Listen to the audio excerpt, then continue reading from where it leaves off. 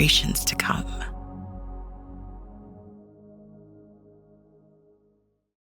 And welcome to another edition of the TDN Writers Room podcast. My name is Bill Finley. I'm a correspondent for the TDN. I also do a radio show called Down the Stretch on Sirius XM Radio, along with my friend Dave Johnson. Hope everybody's doing well. I'm Randy Moss with NBC Sports and the Buyers Speed Figure team. TD Thornton checking in from coastal Massachusetts. I'm a stablemate of Bill Finley's at TDN.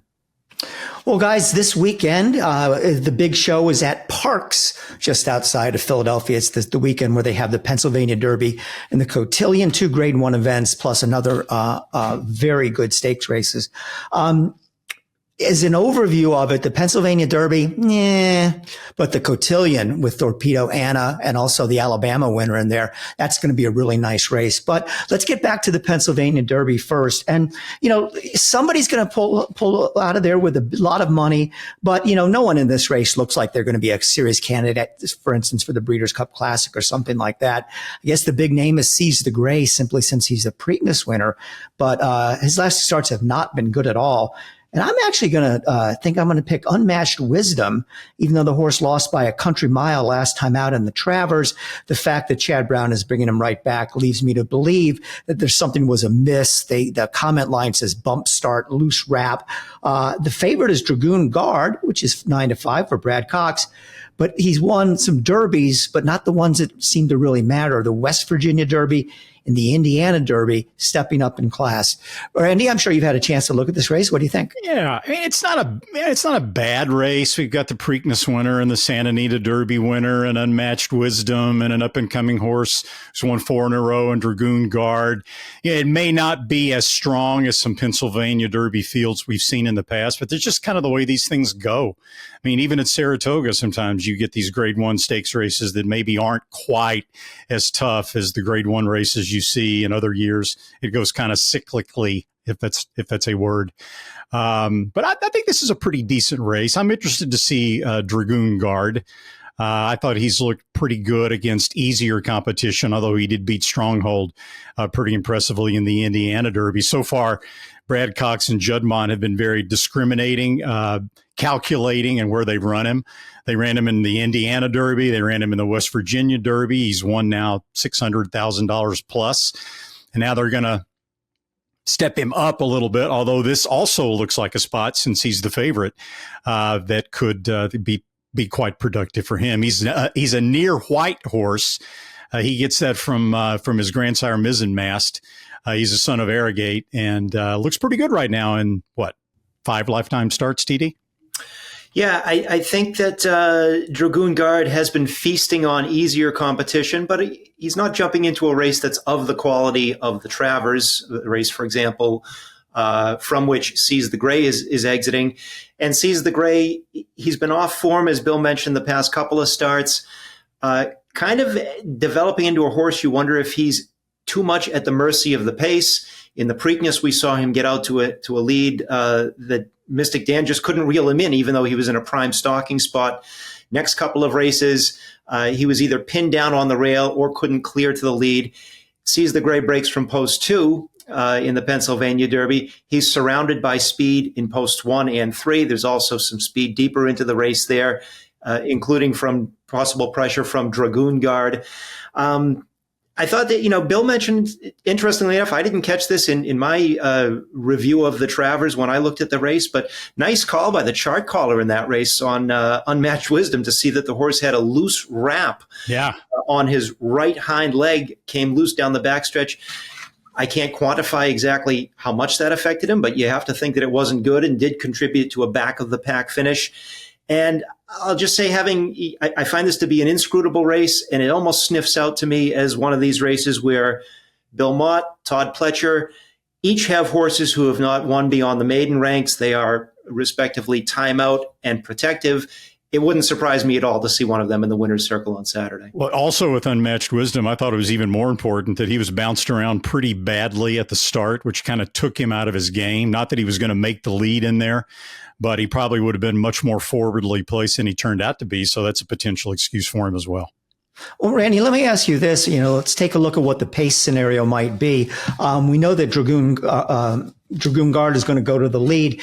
But what is Seize the Gray seems to be a horse that races better on the front end. He didn't get anywhere close to the lead in the Jim Dandy. Do you think that those two could perhaps get into a speed duel? I would think Wayne Lucas will tell his connections, go for it from the 2-post. That's what I would think too, especially since they tried to take him back a little bit in the Jim Dandy. It was very clear that that was the strategy when you saw the race develop. He wasn't hustled at all in the Jim Dandy, and he didn't run very well at all. I mean, he finished 4th, but he was beaten 12 lengths. So with the inside post, I think they have to go. And when you look at Dragoon Guard's races, and I watched his last 4 races just this morning, he doesn't strike you the way he runs as a one-dimensional kind of speed horse. He gets to the lead very easily, very smoothly, kind of well within himself.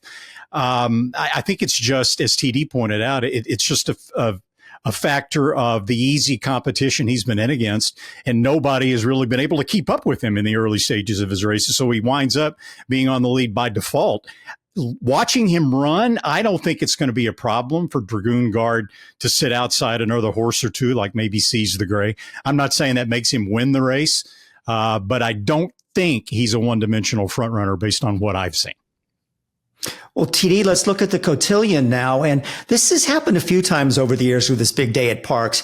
And Randy spoke well of the Pennsylvania Derby and made some good points, but I think we would probably all agree that the highlight of the day is the cotillion. If for no other reason, Torpedo Anna, who's a potential horse of the year, is in here. And you also have Power Squeeze coming off the Alabama win, but she's raced twice against Torpedo Anna and got beat both times. I love Torpedo Anna. I have no great handicapping insight. She's going to be 1-5, and she's going to win, isn't she, TD? You would think so. However, the cotillion is a race. In 5 of the last 6 runnings, the favorite has gone down in flames, including 1 disqualification during that run. It's a case for me where the wallet is staying in my pocket for this race. I think Torpedo Anna, you can't bet on her. You can't bet against her rationally here. She was getting to fierceness in the late stages of the Travers. That's probably the benchmark race for 3-year-olds, colts and geldings, let alone 3-year-old fillies taking a step up against the boys. You have to go into this, maybe if you want to try some contrarian handicapping, you have to go into it with the grain of salt being that she's really not going to be fully cranked for this race. This is not the ultimate goal. Maybe a mile and a 16th doesn't give her her best shot. However, she doesn't need to be fully cranked for this race, doesn't need to be a world beater, so to speak, to win the cotillion. I was taking a little bit of a look here at Tarifa. Remember, if we wind the clock back 6 months, she was the early divisional leader for the 3-year-old fillies. She won 3 straight. She really got lost in the shuffle of the large field in the Kentucky Oaks. She was freshened, came back, had a 7-furlong prep at Ellis Park last time out. She was second in that race as the beaten favorite, but she might project to be stepping up to a mile and a 16th race a little bit better than Torpedo Anna cutting back from a mile and a quarter. Yeah, I'll be shocked if Torpedo Anna doesn't win in this spot. I mean, the horses in this race that have run against Torpedo Anna before have just been trounced by her. I think it's Torpedo Anna, and then it's all the rest. And it's pretty tight when you look at all the rest. What I'm going to do, honestly, I'm going to play an exacta with Torpedo Anna on top of a 12-1 shot named Mystic Lake, who draws the far outside post position. She is a very, very quick filly who almost certainly is going to set the pace. I would think that since she's 12-1, they might leave her and Mike Smith alone a little bit on the front end. And I know Mystic Lake, hasn't been successful around 2 turns before. They've only tried it twice. Once was on synthetic, though, and the other one was on turf. And I think she's a better filly now than she was then. So if they leave her alone on the front end, I could easily see her hanging on for second after getting inhaled by Torpedo Anna at some point in the stretch. One more little side note about the Pennsylvania Derby and the cotillion. One thing I noticed looking at the past performances, it just drives home sort of the tragic nature of the loss of Sire Arrogate. Right, we've got 2 by Arrogate and 2 good ones, right, including Seize the Gray in the and the favorite Dragoon Guard in the Pennsylvania Derby. You got 2 more, including Sidamara, owned by Judmont, who's a contender here for for backup honors behind Torpedo Anna in the cotillion. We lost Arrowgate in 2020. He only had 3 crops before his tragic death at Juddmonte due to a spinal condition. But just in those 3 crops, he's had a Preakness winner in Seize the Gray. He's had a Belmont winner in Archangelo. He's had a Kentucky Oaks winner in Secret Oath, and he's had numerous other graded stakes winners along the way. So we won't see that many more Arrowgates run, but it's really a shame looking at how successful they've been so far. Well, if you think Torpedo Anna is a cinch in the cotillion, as a lot of people do, she's not the biggest cinch of the day. And we've talked a lot about this horse, and normally there's so much going on. Why are we talking about a grade 3 race? Because Next is a really interesting horse and a really interesting story. And we know now that, he has carved out this niche for himself at these 1.5-mile races. Nobody can touch him. Matter of fact, he's won 6 straight. And in his last 5 starts, he's won by a combined total of 79.5 lengths. That's an average of 15.9 lengths per win. So he doesn't just win, he absolutely destroys these horses. Again, if you like 1 to 5 shots, he's all for you. There's absolutely no reason to believe that he would lose this race. And it'll be very interesting to see afterwards what they will do with him. Are they ever going to drop back in distance a little bit and try grade 1 type company? Will they think about the Breeders' Cup Classic? Who knows? They also have that Thoroughbred Aftercare Alliance race that is run at the Breeders' Cup card, which they were supposed to run in last year. And I believe he got sick right before that and didn't go in there. But there's something about this horse. I love him and I hate him. I love him because he's really cool and he wins by 1,000,000 lengths. I hate him because I want to see him run against real horses. Oh, he's going to be 1 to 20 in here. Yeah. It's crazy looking at the past performances. I mean, you've got this horse called Magic Michael, okay, who drew the rail. He won the Greenwood Cup in 2021. They ran him in the Greenwood Cup again in 2022, and he was beaten a length by a horse called Riding with Biden. But that was, BN, pre-next, right? PN, pre-next. Riding with Biden came back and ran last year against Next in the Greenwood Cup as the defending champion and lost by 25 lengths. And those are 2 of the leading contenders on paper other than Next. So, I mean, there's no telling what the winning margin is going to be in here. It's 1 to 20. You can't bet on Next. They should have a prop bet, right, about margins, like 16 lengths being the over-under. Do you go over or you go under? I'd go over. I'd go over as well. I would go over as well. Yeah. Just because I'm one of those handicappers who, if you gave me decent enough odds, I would bet against the sun coming up in the east in the morning. I'm going to throw one potential. If you get midway through the Parks card on Saturday and you feel you absolutely have to recoup some money by going out for ridiculous long shots and betting against a horse like Next, how about Dal Vernon, trained by Bill Mott, been away since July. He's, in fact, run against Next the last 2 times. He's been trounced, in fact, by Next the last couple of times he's raced. But I wanted to check and see just an interesting statistical nugget, and it might not even be more than interesting because it might not factor into a win or translate to a win. But I wanted to see how trainer Bill Mott, who's a trainer I deeply respect, how he does with horses coming off a layoff of more than 60 days and running horses at more than 10 furlongs. And I figured that had to be a fairly small sample size. I was a little surprised when I looked that up on Formulator that in the past 5 years, he's in fact started 32 horses under that exact scenario, off for 60 or more days at 10 furlongs or longer. He's won 7 of them. I think that's amazing. That's a 22% win percentage, and it exceeds Mr. Mott's overall win percentage during that time, which is 17%. TD, I have 3 words for you. Bet an exacta. That's the logical exacta. Yes. Because this horse is not going to lose. Yeah. TDN Writer's Room is brought to you by Keeneland. The first 3 books of the Keeneland September sale have featured strong trade, with the average up over 8% and the median up 5%. Sale continues through September 21. That's not all that's going on at Keeneland. The first entry to the championship sale is in the books, and that is the undefeated 2-year-old stakes winner, Kilwin. Kilwin is targeting the Breeders' Cup Juvenile Fillies turf, and a 25% interest in her will be offered Wednesday, October 30th in the Del Mar paddock at the championship sale. We'll be right back after this message from Keeneland.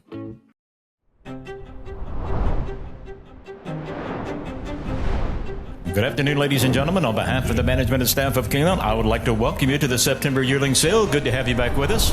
The energy at Keeneland Book One is unlike any other sale that you'll go to. It is the marketplace. The center of the horse universe. It's electric. You can't replicate the urgency that's at Keeneland September. Quality in quantity. Keeneland September Book One, every breeder's dream. And now the fastest horse of the week, brought to you by Independence Hall, one of those fast sires at Windstar Farm. His first yearlings are selling at Keeneland September as we speak. And as they like to say over at the farm, those yearlings are ringing the bell. For example, Pin Oak Stud picked up a colt by Independence Hall. That was hip 2064 Monday. The price $350,000. Kenny McPeak bought hip $12.99, another colt, $310,000. Here's a colt, hip number 1866. He brought $285,000, and hip 1652 fetched $200,000. A lot of interest in those Independence Halls, and you've got a few more days to find yours at Keeneland September.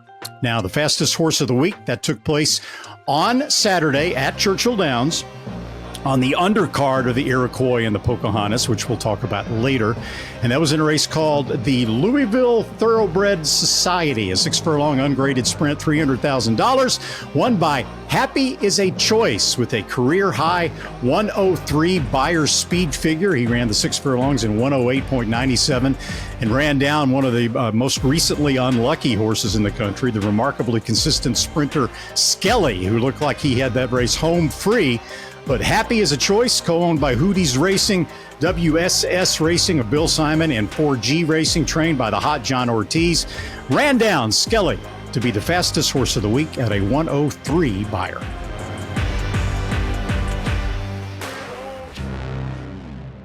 And we're very pleased now to welcome in this week's guest of the week here on the TDN Writers Room podcast, none other than Richard Rigney, who had a huge weekend at Churchill Downs because he is the owner of Jonathan's Way, most impressive winner of the Iroquois. Welcome, Richard. Have you got Derby fever yet? Oh, yeah, absolutely. I had Derby fever about a year ago with this horse, so I'm real excited about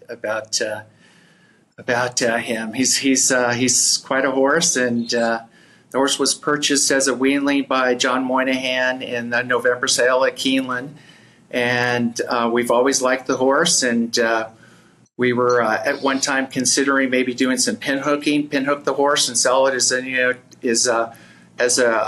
yearling, or maybe even considered as a 2-year-old in training. But this was such a nice physical for us that we decided that there was no way that we were going to put the horse up for sale. So that's kind of unusual for us because we pinhook horses and we also breed.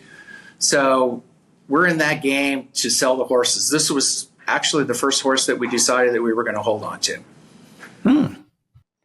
Interesting. So if you had Derby fever a year ago with this horse, the Ohio bred by the hot sire Vacoma, you must have really had the Derby fever ramp up after his debut at Saratoga. So impressive despite some trouble. Tell us a little bit about that race and how you felt coming out of that race going into the Iroquois. So, we were real excited about going into that race. We felt very confident. And so I was a little bit like, when the horse broke, it got kind of pinched back. I was like, oh my gosh, I can't believe this is going on. How disappointing. And, you've seen these races so many times where a horse, starts moving up through, starts to be a contender and then there's nothing left. But you could see that he kept going. He had the energy and he passed horses pretty easily, which we were unbelievably shocked with.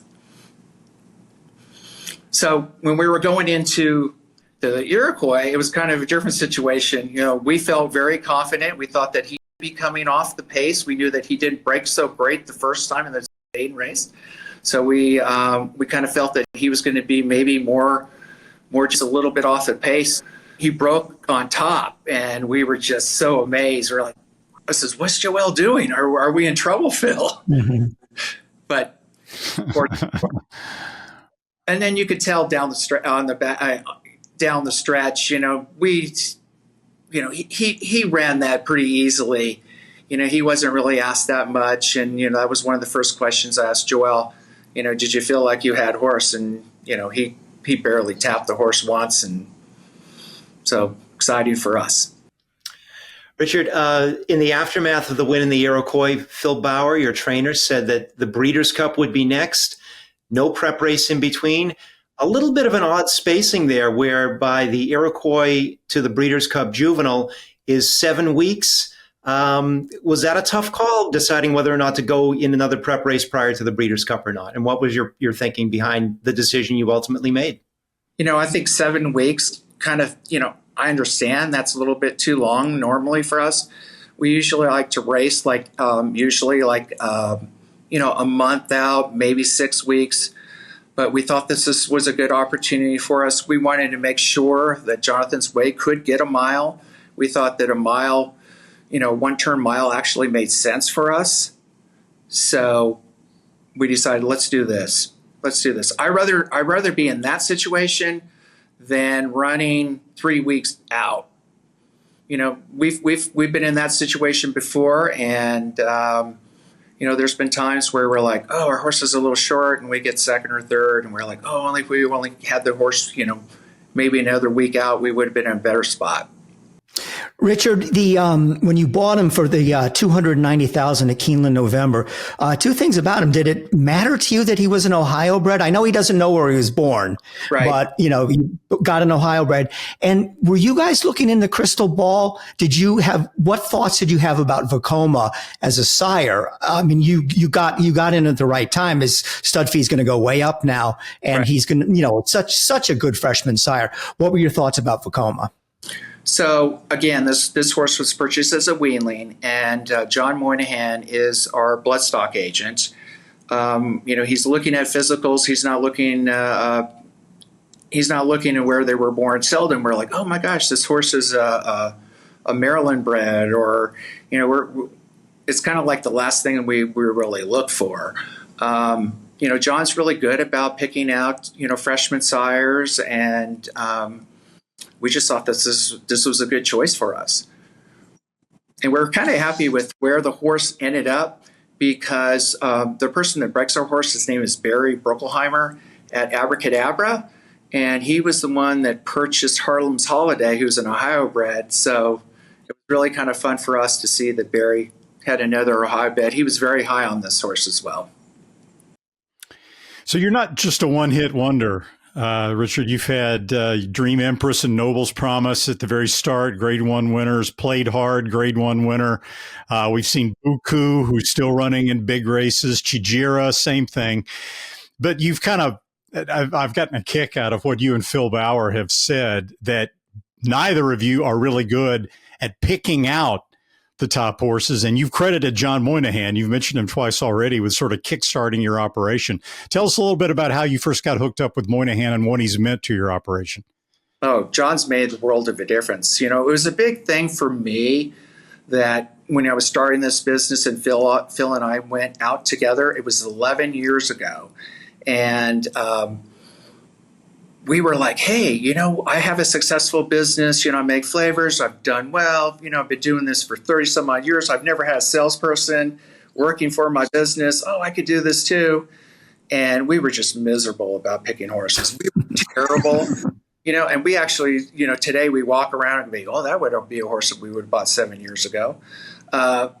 So each year, though, probably the first 7 years, we were getting better each year, steadily. And that's kind of like my philosophy, is like, we knew we were getting better. I'm moving in the right direction. I'm looking long term.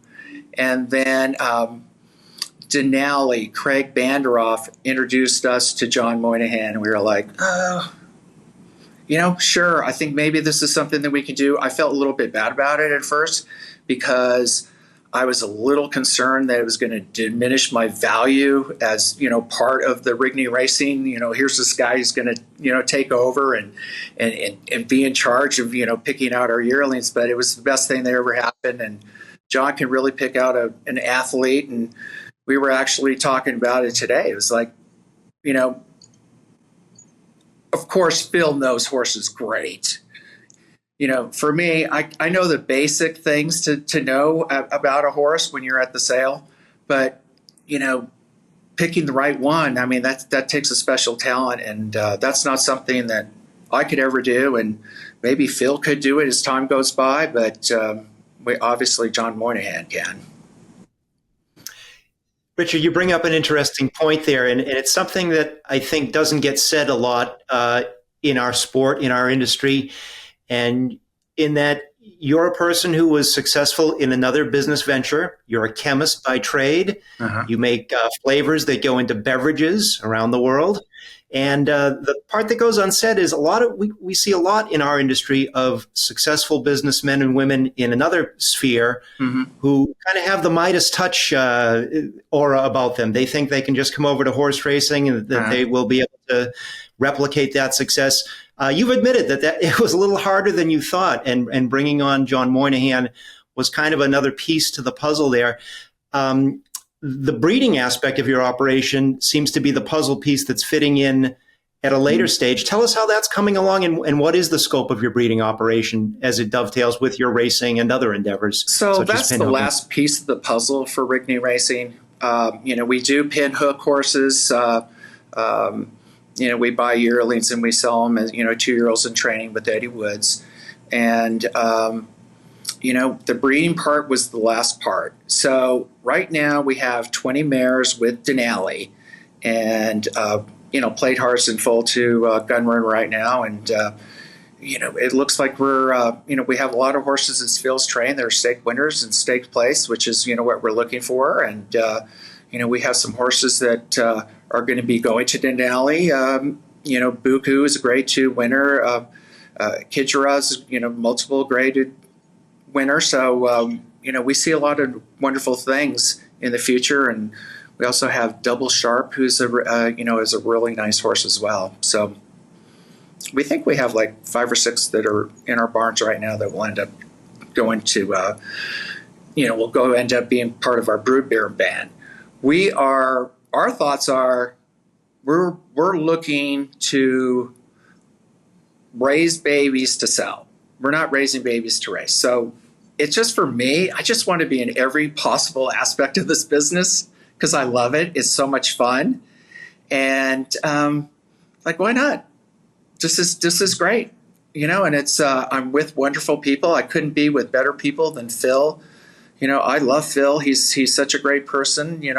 I could be with him every day and I would never get tired of him. And it's been a great addition to have John Moynihan. I was a little surprised that, we became such close friends. And I'm actually, John and Helena, they have a daughter named Sophia that's going to be 3. I'm the godfather to John's daughter. So it's like we're all kind of like family. We go on vacations together, and we're just a close-knit group. And Richard, talk about, if you would, I want to ask you some questions about Phil. You're doing something that's old school back in the day when stables like Rokeby Stables or the Phipps's or something like that, people would have private trainers. We see almost none of that in this day and age. That's why Todd Pletcher and Chad Brown and Bob Baffert have all the horses, because they also have dozens of owners. What was it about Phil that you brought him on, and what was it about him or the situation where you wanted to go that route? This guy's my trainer and I'm not worrying about anybody else. So Phil Bauer was assistant trainer to Kenny McPeak. And Phil was the assistant trainer for Noble's Promise. And then I had a couple of other horses that had done well. Put the Babies Down was a horse that was with Phil. And we had another one. It was R Double Play. A lot of these names are all based upon my kids. I have twins. That's why it's R Double Play. And Put the Babies Down was my son's first sentence to me when I was holding the twins. Put the babies down. Isn't that awesome? So when I met Phil, it was like, he was very tentative towards me and we got along great. We have very kind of similar personalities. So it was easy for us to be close friends. And it was just like, what, wouldn't it be great? I wouldn't mind growing this business, but if I'm going to grow this business and try, I would like to do it with you, Phil. And so he agreed, and we had some rough years at first, and this business can be really difficult to be in. And it's like you're doing great if you're winning at a 20% clip, but our first 5 years we were doing terrible, and all I was getting was phone calls from other trainers. Hey, hey, you need to make some switches, and I would never do that. I would always be with Phil. If I'm not with Phil, I'm not going to be in this business. So, Richard, you mentioned that you're so tight with Phil and John Moynihan that sometimes you take vacations together. So I've got to ask you about this, a potentially life-changing moment. Was it a year and a half ago or so, you, Phil Bauer, John Moynihan, your 14-year-old daughter, took a horse vacation of sorts to Australia, right? Wound up in a private plane. Tell us a little bit about what happened at that point, where you were going in Australia on that plane and what transpired. So my wife and I were scuba divers. And so the island we went to was called Lizard Island. So we were like, hey, let's invite John and Helena to go with us.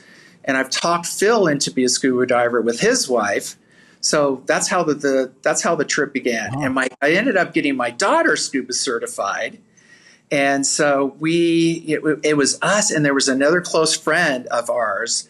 Her name's Mariah. You'll notice that I'll name some horses Mariah. So she was our kid's nanny, and we were just so close with her. I'm very similar to the way I'm close with Phil. And her husband took him along, and so I've got them scuba certified. So we had such a wonderful trip. It was one of the last islands that Captain Cook had discovered. And so it's just a beautiful place. And we were on a small plane. We took off, and we were just like, all of a sudden the plane went up high, and he was turning around to go back home. And we were like, oh no, what's going on? And we saw that the lights to the instruments they were like red. So we knew that there was a problem. And when we were landing, I was like, I think we're going to be okay. He was going really low. And we ended up going halfway down the runway, not even getting close to landing. He turns the plane sideways to try to slow it down. And we hit maybe about 20 yards at the end of the runway, and we flipped a couple times. And it's kind of a really how all of us look at it from a different angle, things that are, that people remember. And for me, the crash was very scary, of course. So John Moynihan was in front of me. Phil Bauer was behind me, and I get hit by a tree during this crash. And, we were talking about it, and like a couple of weeks go by, and Phil's like, you did not get hit by a tree. And he's convinced me that I haven't. And then we talked further, and it was like he didn't know I got hit by a tree because he had his eyes closed. So the friend that I'm talking about named Mariah, we had a Toy Story 3 moment where they're all going to get incinerated. So we all looked at each other, didn't say any words. And so Mariah and my 14-year-old daughter, Madison, all three of us were like, this is over. We just held hands. We didn't say one word. So pretty scary. We were walking away from it. Phil says that, he said when I was coming out of the plane, it was like there was nothing there, Richard. You were like just looking right through me. And the thing that really upset me was like I'm a very maternal dude. So the first thing I'm looking for is my daughter. And so I'm kind of staggering out of the plane. I got blood all over me. And she thinks I'm dying trying to get to her. And so she's all upset. But, of course, everything worked out well. I'm just so fortunate to be with all the people that I was with, too. And we just started getting on planes again. We thought we weren't going to be able to go on planes again. And our first private jet was we were at Saratoga running, and then we ended up that night going to Charlestown to go to the races there. And I was like, so we made it. We survived. We're okay. I think we're going to start traveling again. I was talking to Mariah today about going back to South Africa and to Mozambique. So I think that's going to happen. Richard, one of the and maybe your experience has shaped you. I've never met you in person, but I've always been taken by watching your post-race winners circle interviews and the fun that you exude, the ecstasy, the thrill, the sense of family that you project when you talk about Phil and the employees that work under him in the racing stable. I'm just wondering, do you ever look around our sport and see that you're a bit of an outlier in that respect? No, I don't. I don't really pay attention to that. I mean, I do what's important to me. I always do exactly the same thing. I walk out onto the track and I either congratulate the jockey or say thank you to him. And then if we're ever in the winner's circle, you'll notice that I'm always the furthest away from the horse and I'm standing with our workers. So I do exactly the same thing. At the beginning of the race, when the jockey goes up, I always say the same thing: be safe. Yeah, it's just the way I am. Richard, we're recording this on Tuesday, so we're in the middle of the Keeneland sale. But I looked up, guys, I want to get back to your pinhooking operation. Not counting, I think you said you bought something today on Tuesday, which I don't have down, but right. You bought 3 horses at Keeneland, 2 fillies and a colt. Then you bought 1 horse at Fasig Tipton, a Medaglia d'Oro for $975,000. Those fillies, did you buy them to pinhook them, or did you buy them to join your broodmare band someday? To be in the broodmare band. Okay, so you will race them then, right? I'm going to be racing all these horses, I believe. Okay. But is that a little bit different? Because you said before that, you like to pinhook things that you bought at the sale. That's usually book 4 and 5. So. Okay, gotcha. Well, Richard Rigney, thanks so much for joining us. And I see that smile on your face. I'd be smiling too if I owned Jonathan's Way. By the way, we didn't tell our audience yet. It was named after your son. But very impressive winner of the Iroquois. And you reserve a spot for Talk to Us the week of the Derby, okay? Okay, absolutely. Thank you guys for your time. We appreciate it. Thank you, Richard. Appreciate it.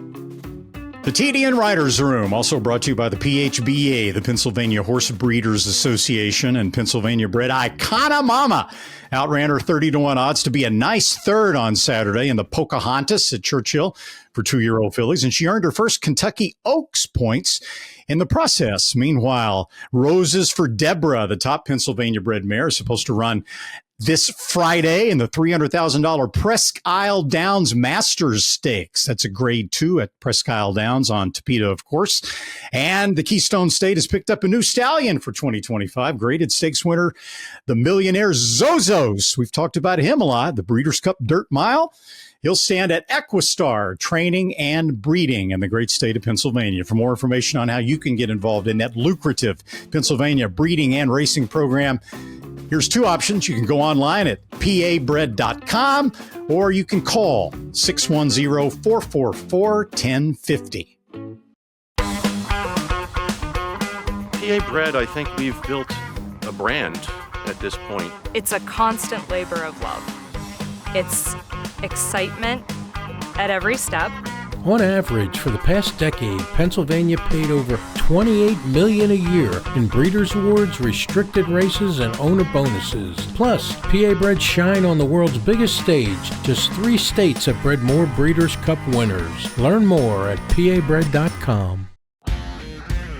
Be a smarter, better with XB TV. The best horses.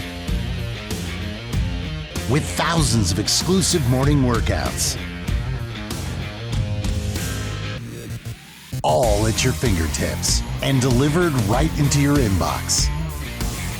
Everything you need to be informed. Be smart. Bet smart with XB TV. TDN Writers Room is brought to you by XBTV, and the XBTV Work of the Week is Pacific Classic winner Mixto. Mixto worked an easy 3 furlongs in 36.60 for trainer Doug O'Neill.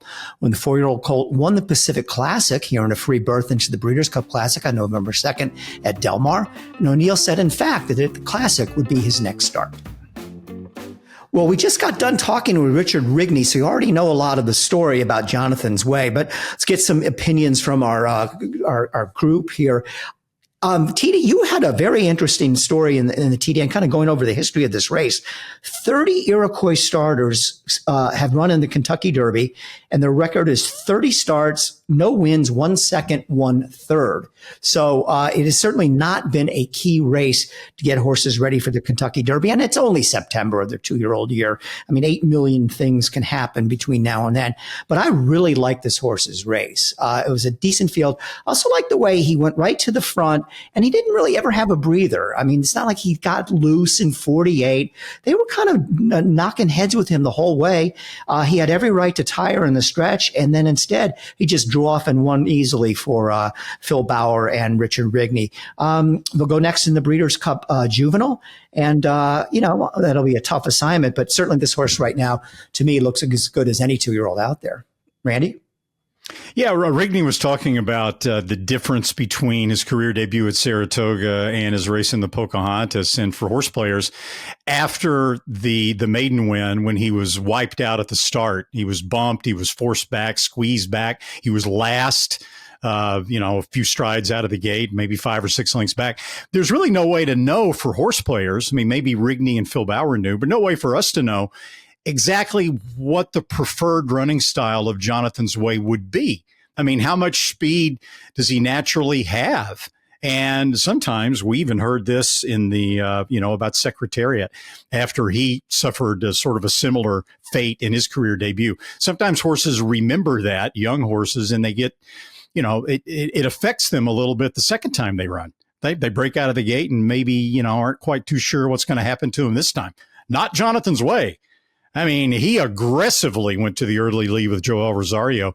And like you said, Bill, I mean, the fractions weren't soft, 46 and change for a half mile. I know it's one turn, but those are still solid fractions, and he kicked away nicely. Now, does that make him, a legitimate Kentucky Derby favorite for next year? I don't think you can say that right now at this point, even up to now. But it's certainly, he's a nice horse. And Vekoma has turned out to be just a sensational stallion, and that's another plus in his column as well.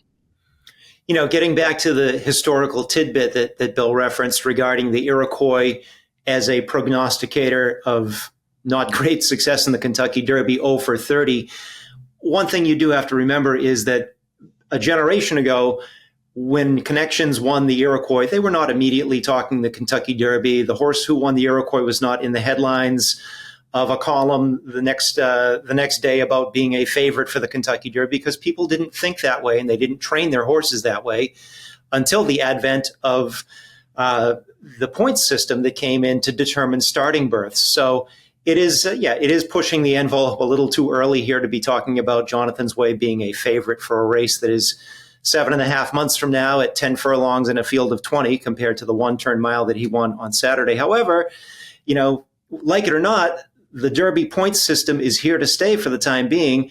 And last year it did produce a Derby starter, West Saratoga, whose only winning points, 10 of them, were earned by virtue of winning the Iroquois back in September. And last year's Iroquois also gave us Seize the Gray. Seize the Gray went on to win the Preakness.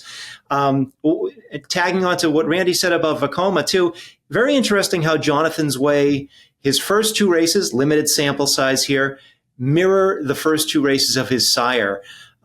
Jonathan's Way won a 6-furlong maiden special weight on the New York circuit, then won a 1-turn mile stakes race, the Iroquois. Vekoma got a late start because he was a May 22nd foal. He broke his maiden in September at Belmont Park going 6 furlongs, then bypassed the Breeders' Cup on the same weekend, won the Nashua Stakes, a 1-turn mile at Aqueduct. So they are kind of right out of the gate, Vekoma and his offspring, Jonathan's Way, very similar to this point. I'll give you one horse, though, that I was watching more than Jonathan's Way in this race, and that's Owen Almighty, the runner-up in this race. Good race. He broke well. He stalked in 3rd. And something that the running line does not capture is that he suffered multiple momentum losses in that race.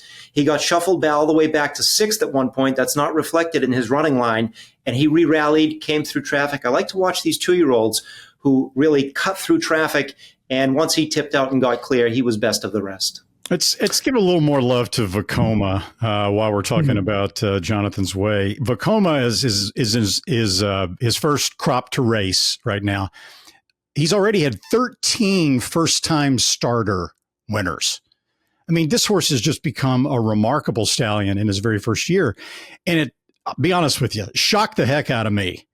As fast as Vekoma was, the one thing that we all remember about Vekoma is what horrible action that he had. He was one of the worst paddlers for a good horse that I've ever seen.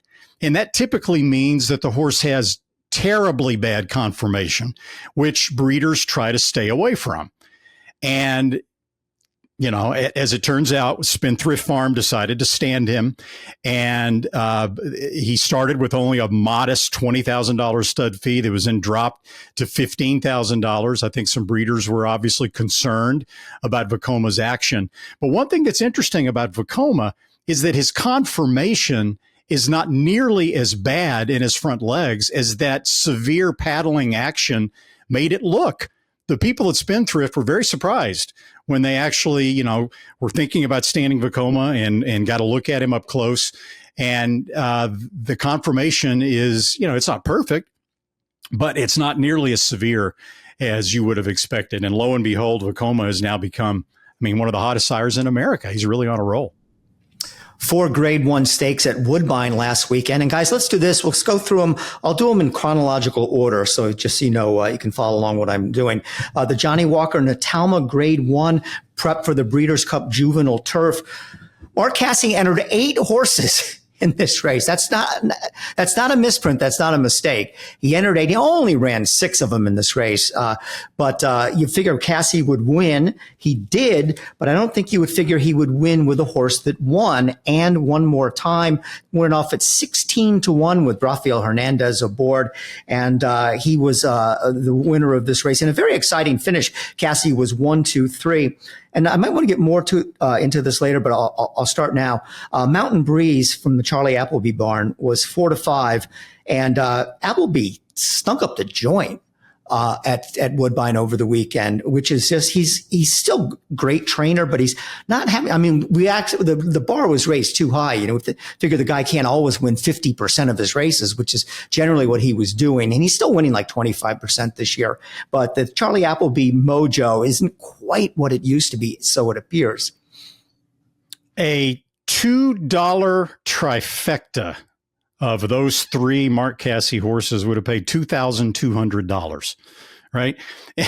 And what I found interesting as they were coming down the stretch, the 3 Casse horses were dueling, right? You had Nitrogen, the pace setter, on the inside, 41-1. You had Vixen, Johnny Velasquez, on the outside. And then you had And One More Time in the middle. You had Sahin Savachi was the rider on Nitrogen, Johnny Velasquez on Vixen. So, And One More Time in the middle with Hernandez. I'm watching the race and I'm thinking, he's going to the whip an awful lot. And I went back and I watched the head on, and Velasquez and Savachi went to the whips maybe 4, 5, 6 times. I counted 13 whip strokes from Rafael Hernandez in the middle of them with And One More Time. And he responded to edge away in the final yards. And I thought, okay, here we go. This is going to be a controversy. This is going to be a fine, if not a suspension. But then I remembered, HISA does not apply to Canada. The FTC has no jurisdiction over Woodbine. And the Woodbine rules do not limit the number of whip strokes that a jockey can make during the running of a race. Their only stipulation is that the whip has to be underhanded. There can be no overhand strokes. And all of Rafael Hernandez's whip strokes were underhanded. I thought that was pretty interesting when they came to the wire, that he responded to that and won at a pretty nice price. But I don't think any of these 3 horses really are going to be strong contenders for the Breeders' Cup Juvenile Fillies Turf. And One More Time was 16-1 in the betting, and I think you have to attribute part of that to the fact that, well, he had never run on the turf before, and this was a grass race. He had never run long before, and this was a one-turn mile. He was the beaten favorite in his debut at Churchill. He was then a winning favorite in an off-the-turfer on the mud at Saratoga. And even if you don't look at these 3 for the Breeders' Cup, and I do agree with you, I concur with you there, Randy, if you're looking for other betting prospects, take a look at that August 8th maiden special weight. It was a sprint off the turf on a muddy track at Saratoga. It's now yielded 4 winners to come out of that. 3 horses broke their maiden, and the winner of the Natalma And One More Time has won a stakes race. Next up on the calendar at Woodbine was the E.P. Taylor. If they had an award for the ride of the year, it's over. It was won by Kazuchi Kimura in this race with Full Count Felicia. What an oddly run race, and what a smart ride. So we've seen horses get out front like this in these races. Usually they're like the Rabbit or 60, 50 to one shot. And, you know, they come back by the time they hit the 16th ball, they're nowhere to be found. He got this horse in front by 14 lengths and half went in 48. One point he was 19 lengths in front. I'm not, you know, and nobody had any idea what was like. It's like the other jockeys were paralyzed behind him. They didn't do anything. You can't let a horse of this quality get a 20 length lead under fairly modest fractions. So he beats she beats her more, heralded stablemate Mora, who really didn't show much in there. But if you haven't watched this replay of this race, do yourself a favor. This is unlike any race I've almost ever seen. TD, what'd you think? Yeah, I agree. That was the first thing that stood out for me. I mean, not only how infrequently do you see this occurrence in racing in general, a horse getting out to a lead of, it might have been 20 lengths. It just happened to be at that point in the chart call. It was called 19. It could have been a little bit more. But how often have you seen in a grade one race at 1.25 miles a horse doing that and hanging on to win? Trainer Kevin Attard, we'll give him some congrats. He ran 1-2 in this race, but it was not the way he intended. Moira has now been the beaten favorite in the E.P. Taylor in each of the last 3 runnings. I mean, yeah, it was a good ride by Kazuchi Kimura, but I mean, she was the only speed in the race. Her best races had come on the front end. There was really no doubt that he was going to the lead. You know, I mean, it wasn't Kazuchi Kimura that put this horse on a 19-length lead. It was the other jockeys behind him. John Velasquez is one of the best judges of pace ever. And, you know, one of my all-time favorite riders. He's sitting back there with Fevrover in second going, 15 and change? And I guess they thought Full Count Felicia had no chance, but she had run some really good races when she was on an uncontested early lead. Moira, the same thing with, again, Rafael Hernandez, the jockey aboard her. They're just sitting back there as if Full Count Felicia had no chance up front. And it just, you know, I know they're kicking themselves right now. I know Johnny V wishes he had a mulligan to be able to go back and keep Fevrover a little bit closer than he did. But all credit to Full Count Felicia, who ran hard from start to finish, pretty hard. She didn't go very fast early. Next up on the card among the grade ones was the Summer Stakes, 2-year-old males on the turf, getting ready for the Breeders' Cup Juvenile Turf. And the public zeroed in on the 2 European horses, Al Qudra and New Century. And just logically, Al Qudra is supposed to beat New Century. They had run against each other twice overseas, and El Quadra won both of those races. But New Century turned the tables on him. And again, Charlie Appleby, no disgrace to run second. But again, this was another Charlie Appleby favorite and a big favorite that this horse was even money. It did not get to the winner's circle, Randy. This was a huge, huge effort for not just New Century and Al Qudra, but also the third place finisher Dream On. The buyer speed figure for New Century and Oisin Murphy, Andrew Balding, the trainer, 93. Since buyer speed figures were first published in the Daily Racing Form in 1992, no 2-year-old on turf as of September 14th in their 2-year-old year had ever run a figure as high as a 93 buyer speed figure. So that makes these horses, I think, right now, pretty solid favorites, early favorites for the Breeders' Cup Juvenile Turf. Now, I know Woodbine, 2-year-old form, around 1 turn, super long stretch, 1.5 mile oval, doesn't always translate to 2 turns, 1 mile. It's less than 1 mile at Del Mar, the turf oval there. It's not always apples to apples, but these 2 horses who were last and next to last early, TD, just literally ran a hole in the wind to finish up, ran very well. Yeah, and there was a lot of shifting and drifting late in the lane. I think this is a race that requires a little bit of scrutiny on the head-on replay. The leader was tiring, and I think the horse who took the worst of that shifting and drifting was Al Qudra. He had a full head of steam, kind of shied twice when asked to kick on between horses as gaps were closing. Didn't really do it. Something that's forgivable, I think, at this stage of a 2-year-old's career. And the marquee race of the day was the Woodbine Mile, Grade 1, purse of $1 million. And Mark Casse, there's that man again. He finished 1-2, win for the money, gets the job done. Filo di Ariana. Yes. Ran second for Mark Casse as well. But the big disappointment, I'm sorry to pick on Charlie Appleby, but he had a bad day. Naval Power went off at 1-2, coming off a second place finish in the Turf Classic at Churchill Downs, and ran fourth and didn't show very much, Randy.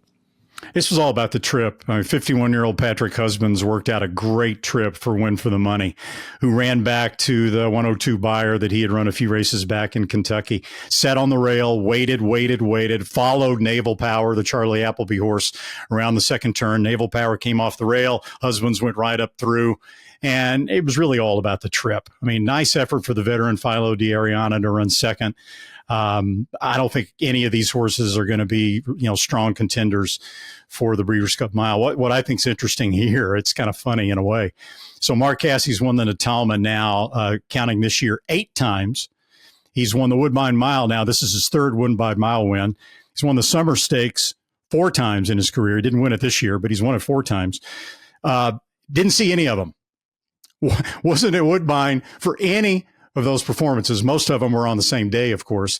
He was always at the Keeneland sale. It was in a news article that I read, but I also had talked to Casse about that previous years covering these Woodbine races. And he always says, hey, it's past history. I'm looking forward. I'm looking to the next generation of top horses that I can maybe pick out at Keeneland. So we watched it on TV from Keeneland as he ran 1-2-3 in the Natalma and 1-2 in the Woodbine Mile.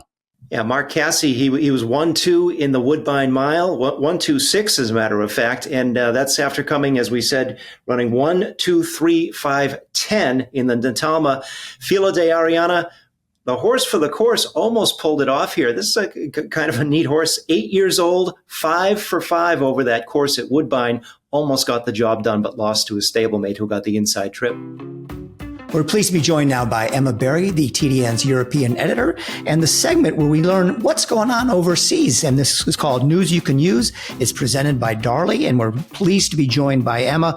It's sales time. Obviously, as we're talking about this, it's in the middle of the Keeneland sale. But after Keeneland is over, a lot of the attention is going to turn to the big yearling sales in Europe.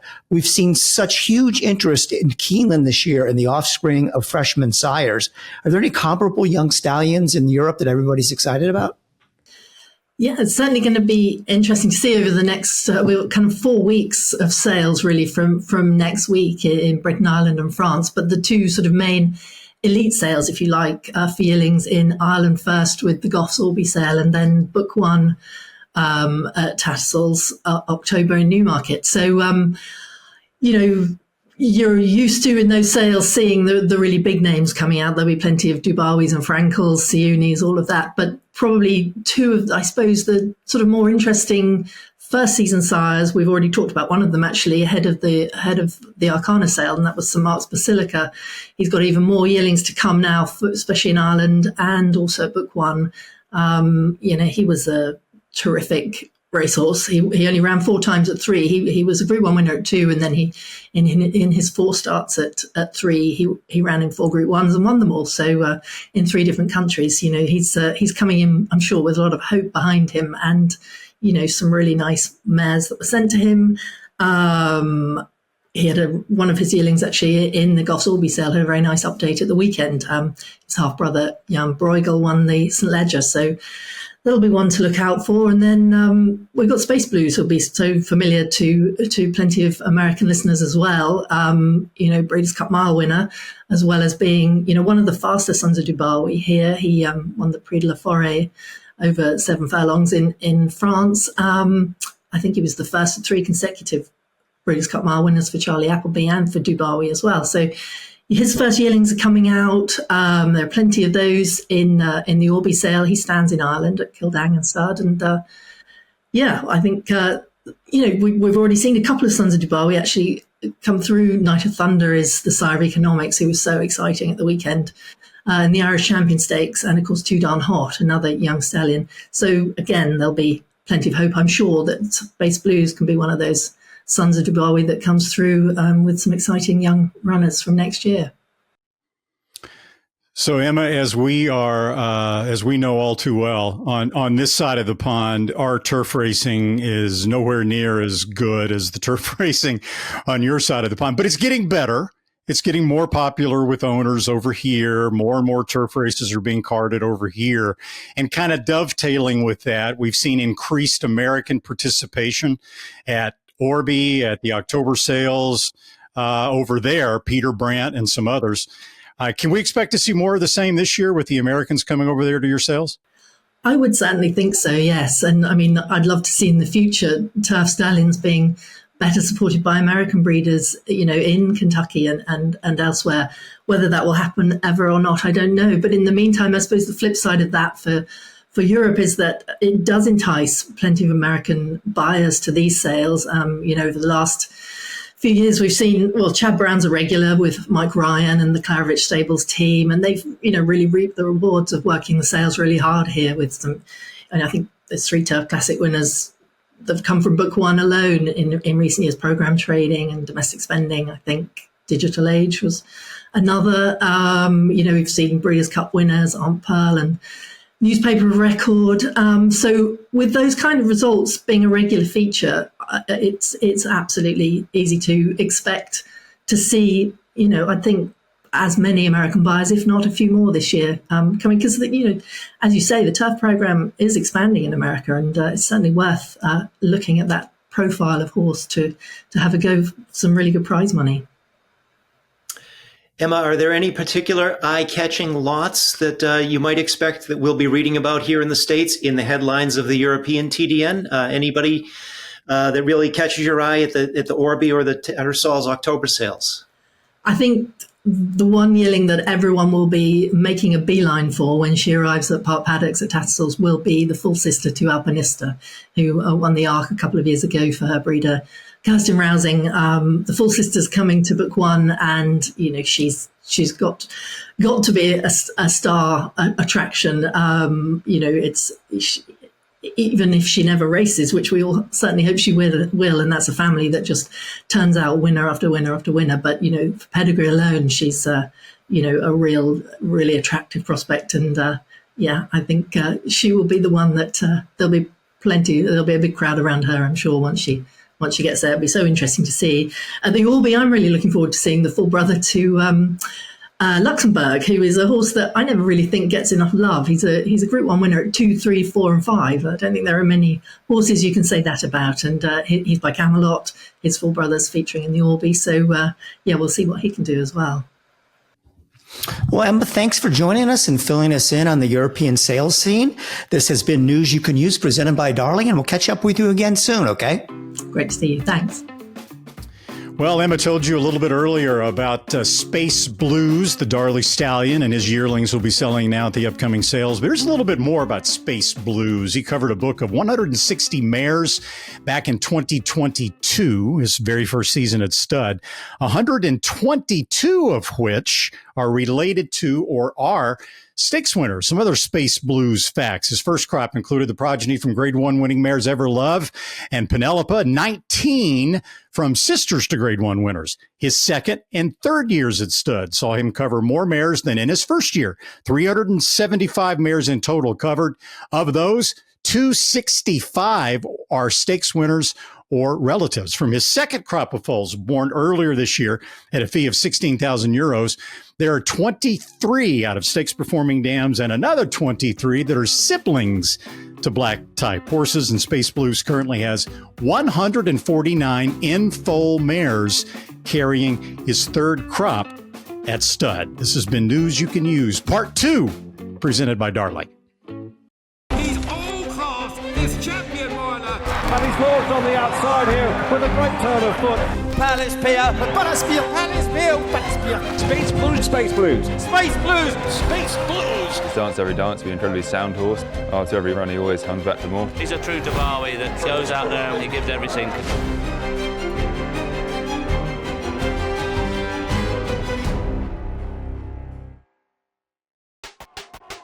all the thrills. Fraction of the bills. Experience the power of the partnership. Change your life, make new friends, and compete at the highest level of thoroughbred racing. West Point Thoroughbreds, the gold standard in racing partnerships. Visit westpointtb.com. The TDN Riders Room, also brought to you by West Point Thoroughbreds. Terry Finley and company busy adding prospects at Keeneland September. But meanwhile, West Point got its 17th stakes win of the year when French newcomer Le Race scored in her American debut in the Winter Memories Stakes at the Big A last Friday. West Point runners have now earned more than $7.4 million so far in 2024. That's second in West Point history, behind their year back in 2022, led by Flightline, that reached $8.7 million. So that figure is within reach. They could get that by the end of 2024. Well, what about the Keeneland sale? And where's Zoe to help us out with this? She's our sales expert. Zoe, you picked a bad week to take off, but guys, we can handle this ourselves. It's the story seems to never change. I mean, the Keeneland sale is so successful. It's up every year. And, some people that know more about this than I do have pointed out that book one was so strong that guys who normally don't buy in books 2 and 3 were forced to buy in books 2 and 3 because of the fact that it was almost impossible to get any kind of horse out of book one if you didn't pay $1 zillion for it. Matter of fact, of note, for book 3, Mark Cassidy, Bob Baffert, and Chad Brown were still on the grounds buying horses. And in book 4, you had a horse selling for $475,000 and $425,000, which is a little bit unusual. As usual, Mike Rapoli leads the way. He bought 25 horses so far. Maybe he'll add another couple more to his roster coming back after that. But that was one of the storylines of the sale, Randy. Yeah, thanks for this. Thanks for the pass here. I'm going to lateral to TD. Well, I think one thing, and again, I'll give a similar disclaimer that Bill gave. I don't cover the bloodstock industry as intensely as some of our colleagues at TDN. Bill and I generally handle things on the racing side of the business, but I thought it was an interesting comment from Mark Taylor in the edition of the TDN the other day as book 3 was concluding.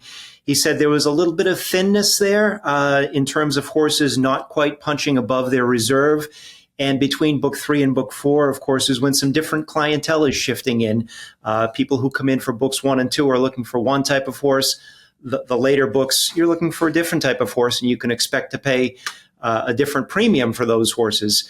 I guess one thing that I would say as a general comment is if you're looking at how have the elite books at the Keeneland sale done and how does that translate into the health of the equine marketplace, I think there are some similarities in the overall economy in America right now to the bloodstock economy in the thoroughbred industry. In America right now, way up high, the people who have the money and can afford to spend big money on houses, vehicles, luxury items, they're spending, and they have not stopped spending since the pandemic. However, don't make the mistake of thinking that mirrors what happens farther down in the economy for the broader sector of folks. And I think that's the same in horse racing. So big headlines, big numbers, 7 figures in books 1 and even book 2. We'll have to see how the rest of Keeneland plays out before we can get an accurate picture for the overall economy and what the Keeneland yearling sale means to the overall health of the racing marketplace. Yeah, I don't cover bloodstock at all. So thank you guys for educating me a little bit here about Keeneland. One thing I will say to sort of dovetail on TD, I don't think that the sales like Keeneland September, the very elite, the sales that are in the very stratosphere, really have any correlation to the overall health of the racing industry, not just the equine marketplace, but the actual rank and file racing industry. As it shows right now at Keeneland, there is a strong demand for the horses at the very, very top of the market, those potential Kentucky Derby winners and those potential Breeders' Cup winners. And there's no shortage of well-heeled owners that are willing to put up big money for those kind of horses. The real concerns in the racing industry that we talk about on a fairly regular basis are much further down the line, when you're talking about individual state-bred programs that are really struggling. Field size as a result that's really gone downhill at a lot of racetracks in America. That's really completely separate from what we're seeing at Keeneland September. Is it great news that the business at Keeneland September is going fantastically? Yes. It's much better than the Keeneland September sale not doing very well at all. But as far as translating into the health of the racing industry in general on a day-to-day basis, I don't think there's a lot of correlation there. I'll just throw a few more statistics at you. And this is again through Monday. We're recording this on Tuesday. So far, 61 gun runners have sold and grossed $32 million. By gross, that makes him the leading sire so far, but not by average. 44 Curlins have sold, averaging $579,000. Right behind him, 41 Into Mischiefs, averaging $543,000. And the guys that the usual suspects came home with all the big horses. Donato Lanny, who buys on behalf of the Baffert team of SF Racing, Starlight Racing, and Madaket Racing, bought 18 horses for $11.3 million, averaged $629,000 each. So there's 18 more potential superstars to enter Bob Baffert's barn sometimes next year. And Mandy Pope didn't buy a lot of horses, but when she did, she spent big. Her horses, she bought 4 for an average of $2,050,000. So, yes, the sale is healthy as ever, maybe even healthier. And congratulations to Keeneland for a great sale. You mentioned Into Mischief. You got time for a quick story, interesting story about Into Mischief? You guys might know this. I didn't know it until I spoke to Ned Toffee at Spendthrift Farm. I think Into Mischief ran something like 6 times in his career. When he was retired to stud at Spendthrift, they had a devil of a time getting anybody interested to breed to him. And his initial stud fee was $6,500. And they still had trouble getting breeders to breed to him. So B. Wayne Hughes came up with a pretty innovative idea. He said, all right, let's offer a deal. And they've expanded this in later years to some other horses. If you breed to Into Mischief for $6,500, this year, his very first year at stud, and next year, another $6,500, and you get a couple of live foals there. From that point on, you have a free pass to breed to Into Mischief the rest of his career for free. 15 breeders signed up for the initial $6,500 stud fee. 7 of them dropped out between the first year and the second year. So now there are 8 lucky breeders who spent a total of $13,000 in the first 2 years of Into Mischief that have been able to breed to him for $0 ever since. And now Into Mischief is on the verge of winning the Champions Stallion race in the United States for, I think, a 6th consecutive year. It's a remarkable story, I think. Yeah, absolutely. I actually didn't know that, Randy. Thank you for bringing it to our attention. Going down those rabbit holes, you come up with some very good stuff sometimes. All right, that's a wrap on this week's show. I want to thank my partners, Randy Moss and T.D. Thornton, also Emma Berry, who helped us out with the European segment, News You Can Use, Richard Rigney, our guest of the week, and then our editors and producers, Katie Petruniak, Anthony LaRocca, and Aaliyah LaRocca. Thanks, everybody. Where's Lucy? Oh, there she is. Here you go. Lucy. She opened her eyes. Okay. That's as much as we're going to get, Bill. All right. And that's time to say goodbye. We'll catch up with you next week on the TDN Writers Room podcast.